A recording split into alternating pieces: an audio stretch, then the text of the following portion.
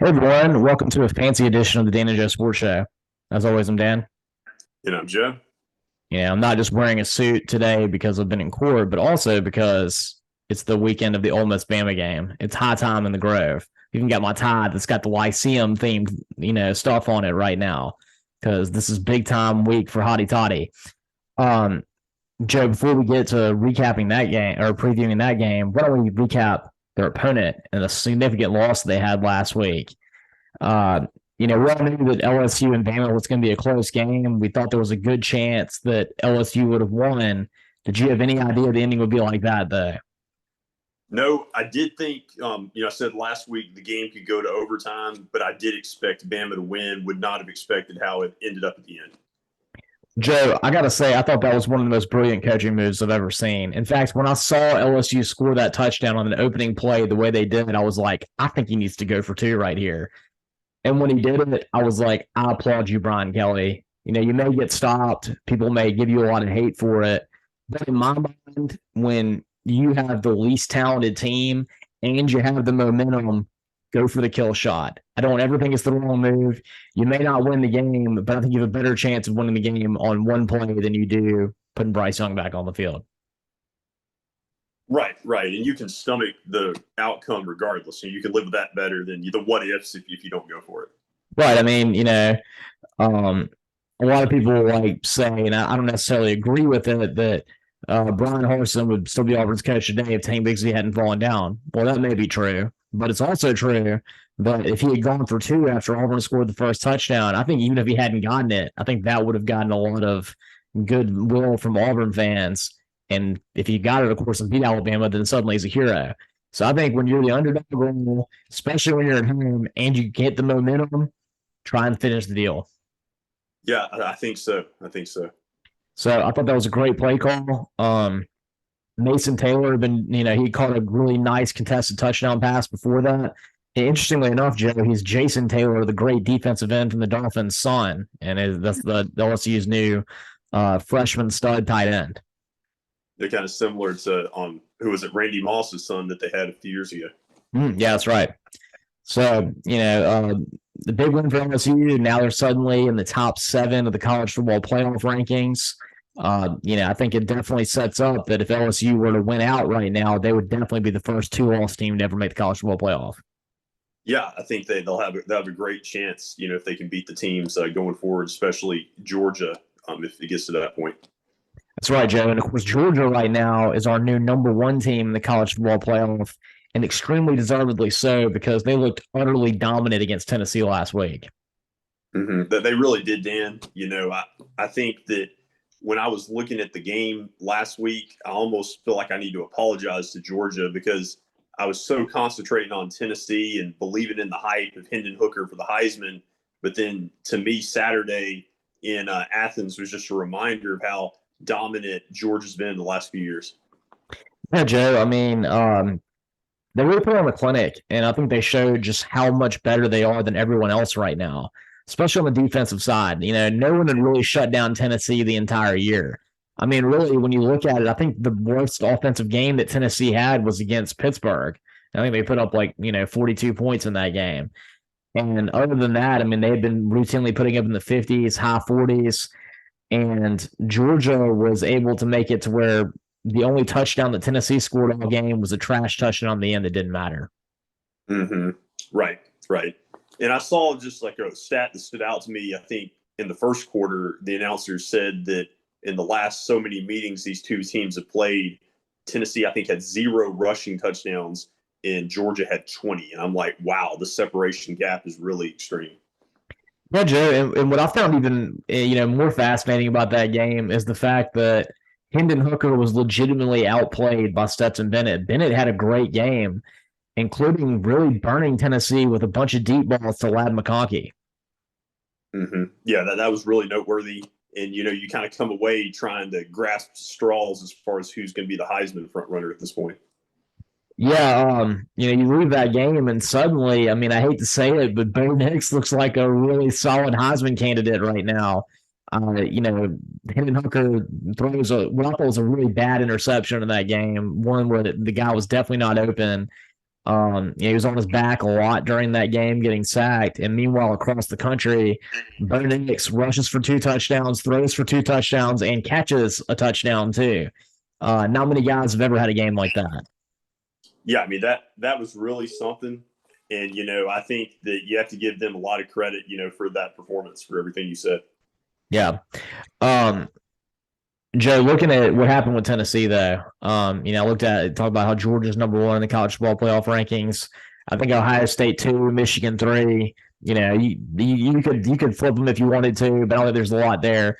Seems like the big debate this week has been them putting TCU at #4 over Tennessee. Joe, based on what you saw and the way that Tennessee just got absolutely manhandled by Georgia, wouldn't you agree that I think TCU should be at 4? I mean, I definitely get the debate and the argument for Tennessee, because I feel like, at the point that we're going to put Oregon as high as they are, with the loss to Georgia, you've got to definitely respect, the fact that Tennessee's defeated everybody else out there except for Georgia, including LSU and Alabama. So I totally understand their argument. I probably, though, at this point in the season would lean ever so slightly to an undefeated team. So I probably would give the edge to TCU, but I definitely would not have a problem with Tennessee. Joe, here's my question. Moving forward, now that you've seen the committee do this, wouldn't that suggest to you that there's no way that an undefeated TCU would get hot by anybody, including Tennessee?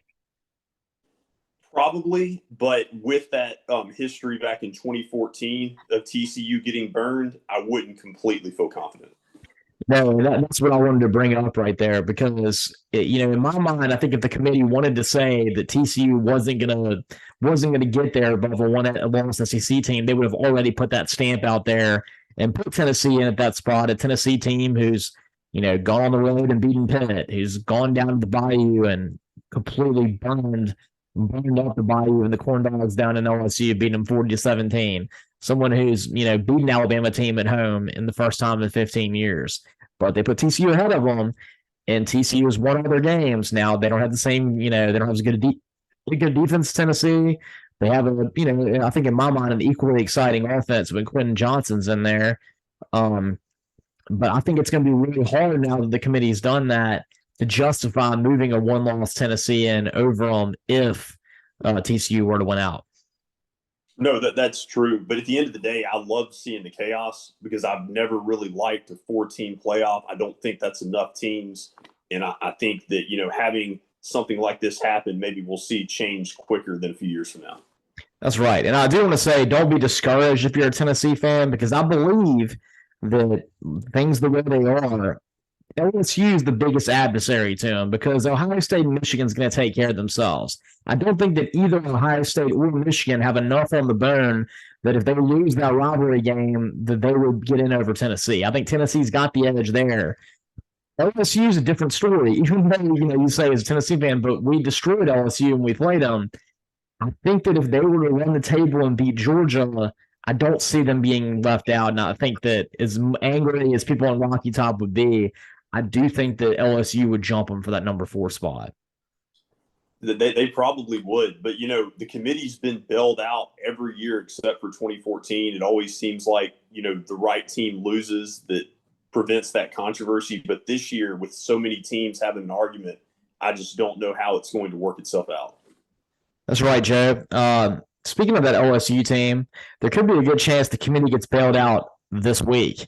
LSU and Arkansas, really interesting game, Joe. You got LSU coming off the highest of highs. Brian Kelly, he got dominated by Nick Saban twice in the playoffs at Notre Dame. He comes down to LSU in his first year with a family. He gets a big win over him, and with what I thought was one of the greatest coaching moves I've ever seen, going for 2. Conversely, Arkansas comes in fresh off an absolutely embarrassing defeat when they paid Liberty a couple $1 million to come in there, and then for most of the game really just get trounced by Hugh Freeze and Liberty. And, of course, Liberty one-ups them by letting them come back in the game and stopping K.J. Jefferson on the run right up the middle with just some straight man football. What a game that was, and really fascinating to see where Arkansas is psychologically coming into this big matchup. Yeah, you're right, Dan. Very fascinating matchup with it being 11 o'clock kickoff in Fayetteville. To me, I was surprised that the line is at like 3.5. The last time I checked, with LSU with a slight lead, I would have expected them to be favored a little bit more. But with it being an 11 o'clock game at Arkansas, it's just really hard to put a read on it as far as motivation and psyche of both teams. But I think my thoughts at this point is that going with LSU would be a pretty good pick here. If you were going to bet on the game, because I feel like LSU personally should be favored by more than 3.5. Joe, let me tell you this. There's a reason why Vegas does the things they do to try to bait you in on lines like that. And I think that this is a really good money line play on Arkansas. Arkansas historically does really good against LSU. They do it in years when they're not very good. And although this Arkansas team has lost 4 games, I would put it to you, Joe, they're probably the best 4-loss team in America right now. I don't think they took Liberty seriously. And by the time they started to take Liberty seriously, it was a little too late. And, I think that going to Fayetteville, it's a tough place to play. One thing that I also find interesting is that LSU hasn't really been on the road that much this year, and they certainly haven't been on the road in 22-degree weather. Apparently, it's going to be like sub 25 in that 20 to 25 range come Saturday, and I really like Arkansas to play in that cold weather. I don't know if you've ever been to Fayetteville, Arkansas. I went one time, and it was during this time. Actually, it was Halloween when I went, and it was freezing cold up there. And if you go to LSU, which I've been there this year, it's hot as Hades down there. So I think it's going to be a lot of environmental aspects that favor Arkansas. And I think this is all setting up for yet another surprising Arkansas win in that weird Arkansas-LSU rivalry. I certainly hope so. From an Ole Miss standpoint, I would love to see it. I just can't quite see Arkansas winning. I know they have a good running back in Sanders. Maybe that gives them a little bit of an advantage opposed to LSU's running back. But I just think that when I look at the quarterback play, to me, Jaden Daniels, I think I said on the show recently, he's as confident as any quarterback in America right now. And I just think he's going to outplay KJ Jefferson. And historically, I've never seen a situation with an Arkansas LSU game where Arkansas has beat LSU where it's going to benefit Ole Miss. Like this has happened before, where they've played each other and LSU tends to win in that scenario. Well, Arkansas does tend to crush Ole Miss's dreams. They have a large history of that too. Because back in 2003, the last time Ole Miss, infamously had a chance to win the West with Eli Manning, they needed Arkansas to beat LSU, and of course LSU, no problem. Yeah. Well, we'll see. That's going to be a really fascinating game. And, from an Ole Miss standpoint, Joe, I really wish that game would have been the night game with Ole Miss having the 2:30 game, because I'm really worried that if LSU goes out there and beats Arkansas, the kind of motivation and headspace that the Ole Miss players are going to have going into that Bama game. Mm-hmm. Right. And it is interesting that LSU finishes with 2 road games. Yeah, it is, because A&M is going to be interesting too. We can talk about this in a second, but I'm also interested to see where A&M is. They lost another game last week badly to Florida. They have a tough road trip to Auburn. I know that seems like kind of tongue in cheek, but right now I thought Auburn played probably one of their best games of this, maybe the best game they played of the season last week with interim coach Cadillac Williams, who I thought was a great motivational force. Really just showed out for his very first game as Auburn's head coach. Yeah, their offense, down the stretch, could not be stopped, running the ball, very effectively. I thought Hunter, Bigsby looked really unstoppable. And, it was just one of those games where it kind of became a coin flip. It was almost a complete role reversal of last year's game. Yeah, it seems like, if Auburn had won that game, I feel like we would have had a really weird rivalry where teams get out to 20-plus point leads and then can't hold it. And it'd be weird to see that flip 2 years in a row.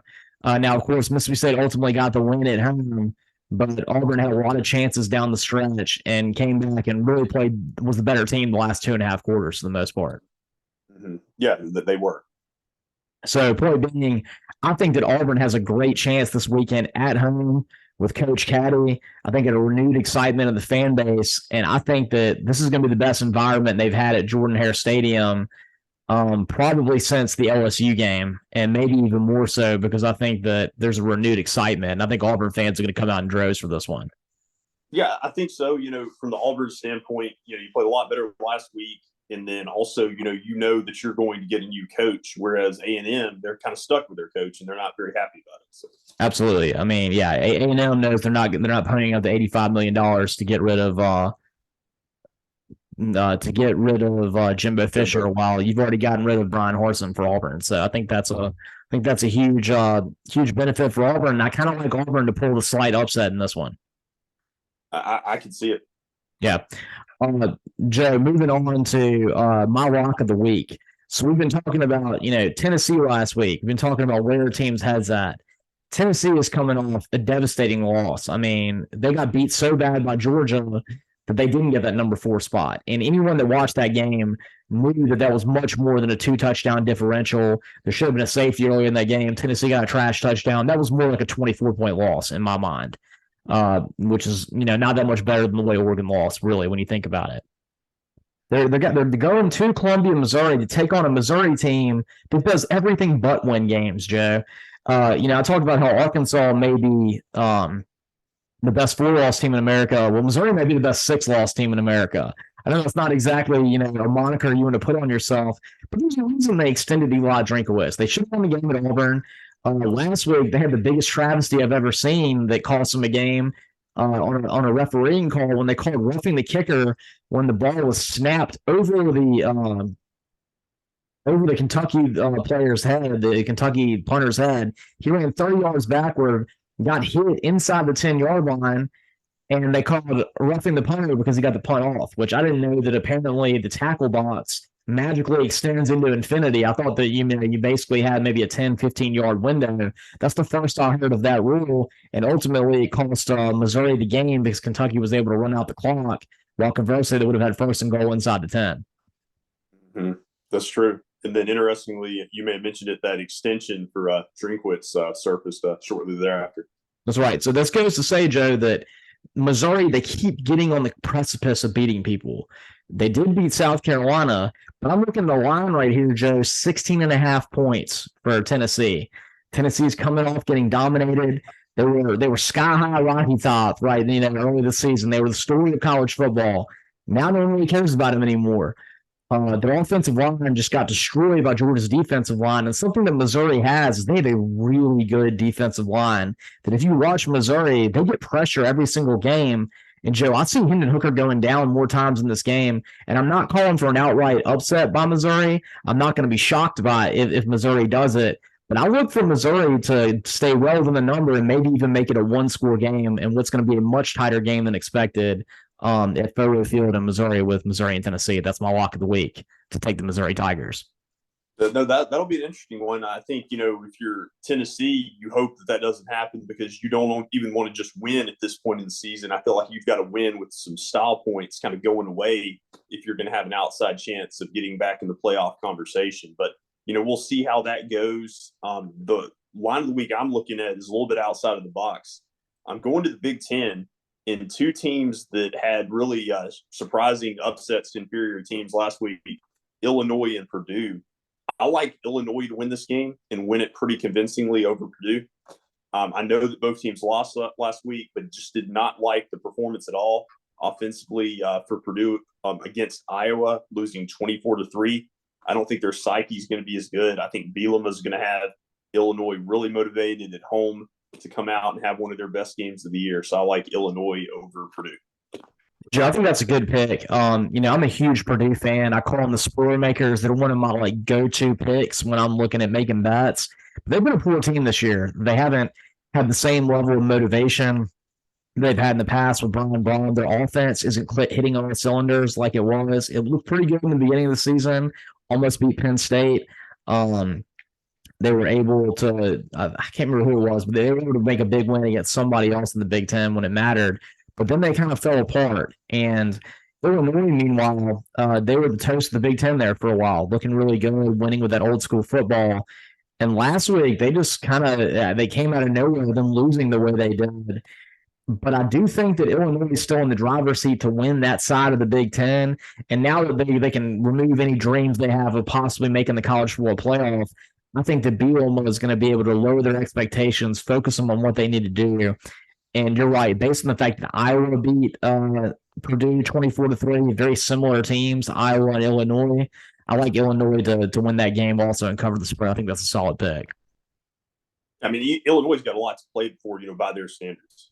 Absolutely, yeah. I mean, they got a whole lot to play for now, and like I said, more realistic standards, and I think they'll play within them. Joe, speaking of a whole lot to play for, the game that we have, the big game this week, the tie, Lyceum tie, everything hotty-toddy. Of course, the LSU-Arkansas game plays so heavily as to how big this game really is, but it's also going to be, no matter what, it's fascinating to see what kind of Alabama team goes out there. This will be the first time since 2010 that an Alabama team has gone into a game that wasn't the Iron Bowl with 2 losses. And it'll be the first time ever in the history of the college football playoff that Alabama will have been out of the college football playoff race before they played the Iron Bowl. So this Alabama team that's full of, top 5 players like Bryce Young and Will Anderson and, other people that are first-round picks like Dallas Turner and Jordan Battle, how do they approach this game knowing that they have 0 chance to win the national championship now? No, I mean, that's fascinating. And that's just crazy to think about. You haven't had a game since 2010, if you're Alabama, that in the regular season that you weren't alive for the national championship. 0 chance. Insane. I mean, at the end of the day, I mean, it's a fascinating matchup. It's so hard for me, to get a read on this one as well for different reasons from Arkansas LSU. Because when I look at this game, I feel like the home team, Ole Miss, comes in, with the wave of momentum, with excitement. Obviously there's the disappointment for the Ole Miss players that Alabama didn't win the game last week, because then that would have made this a bigger game. But I think if you're Ole Miss, you have to, remember that at this point, even if you didn't win the West, if you could go 11-1, I mean, that would be a special, special year for Ole Miss. And so there's so much to play for regardless. But, I mean, I can say more about it, but just my early read on the game is that highly unpredictable. Yeah, Joe, this is, I'm completely flummoxed by what's going to happen in this game. I think that if I had seen Alabama win a close one against LSU, I'd be more inclined to pick Ole Miss. But I also don't really know where Alabama's head's going to be at in this one. And what I've seen in Alabama, have they played a single good game on the road the entire season? They haven't. So what tells me that they're going to play good in this game? Everyone's like, well, Alabama's really angry. Like, Nick Saban and them, no one's going to take anything easy. Well, weren't they angry when they went in to play LSU? Like, were they angry when they went in to play Tennessee after what happened with Texas? I don't really think that matters. I think that what you see with this Alabama team is a team that has 2 really amazing players. They do. They got Will Anderson on defense. They got Bryce Young on offense. They have a really good running back. The receiving core is the worst receiving core that I've seen in Alabama in 7 or 8 years, at least. Their offensive line is not protecting Bryce Young. Their secondary is very gettable. Now, the biggest problem for Ole Miss, it's still hard to run the football in Alabama, and that's probably where this game comes down to. And I look at the fact that I think Alabama is going to be able to run the ball well with Jahmyr Gibbs. Ole Miss, that's kind of up in the air. LSU was able to run the ball decently against Alabama, especially with the use of the legs of Jaden Daniels. And I think that as great as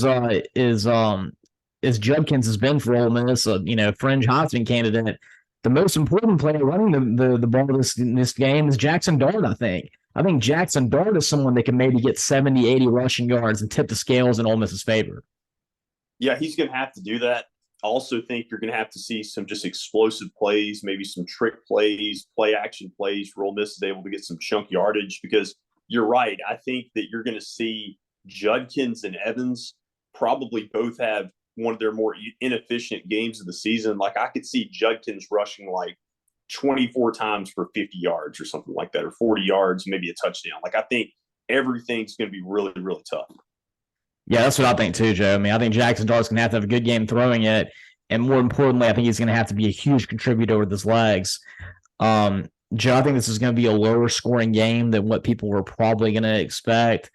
But, I think, I want to pick Ole Miss, but I really just kind of feel like this is a game that is kind of setting up for Alabama to win. I don't know that I don't see Alabama like covering the 11.5 point spread, which I feel to be kind of big, but I'm maybe looking at Alabama win like 34-24 or something like that. Mm-hmm. You've got a quarterback, that can hurt you with your legs, and that bothers Ole Miss a lot defensively, and they still struggle. Even when they get home on defense, they still struggle to sack the quarterback and finish it off. And I think that's always a problem because it's so hard to stop Bryce Young. Absolutely. So Joe, are you going Bama on this one too? Yeah, I think so. I'll say Alabama 31-24. Okay. Well, Joe, I can say that I hope that we are both wrong, but it just certainly seems like this is not the matchup that Ole Miss wanted. I think if Ole Miss had Matt Corral this year, I'd be going heavy on the Rebels, maybe even picking them to win by double digits. But with Jackson Dart, I don't know that he's ready to win this kind of game yet. And the other weird thing about anytime you beat Alabama, like even though they have 2 losses this year, what's so crazy to me about that is both losses are like on the last play of the game. Like they just don't lose games the way normal people do. No, they don't. And, the last time that someone really went in there, I mean, Georgia beat them pretty good last year, but I think we have to be honest and say that not having Mechie and Jamison Williams is a huge factor in that national championship game. The last time that a fully healthy Alabama team got beat up and got really dominated was when Clemson beat them in the national championship in 2018, 44-16. I'm trying to think, has there even been a regular season game where they lost by double digits? Was it 2010 South Carolina? 2010 South Carolina, I believe they did lose by double digits, yeah. And that might be the only one. I mean, even Ole Miss in 2015 when they beat them and they were up by like 28 points at one point, Alabama still came back a lot to make that a tight game. And LSU with Joe Burrow, I mean, Alabama had a chance with the ball at the end to tie that one up, even though LSU was dominating them for much of that game. Yeah, I mean, they don't go away. Yeah, so, like I said, I hope I'm wrong. And like I said, I do feel like if Arkansas is somehow able to spring that upset over LSU, I think that Ole Miss can be much more motivated and might change what happens than what Joe and I think. Yeah, I mean, things really get interesting if that happens, and then Ole Miss, has 2 very winnable games in the season, but also 2 tricky games in the season. That's right.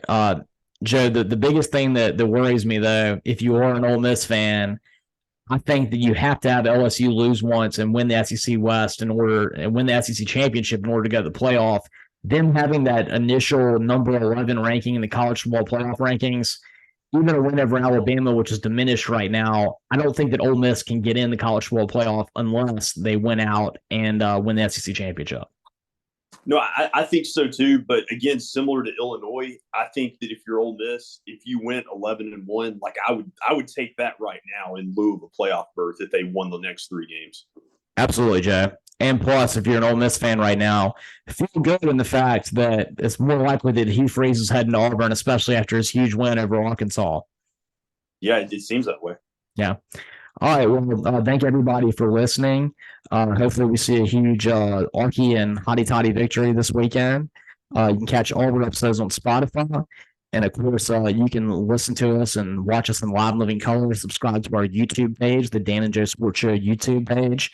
And of course, you can also follow us on Twitter at DJ Sports Show and like our Facebook fan page. And as always, I'm Dan. And I'm Joe.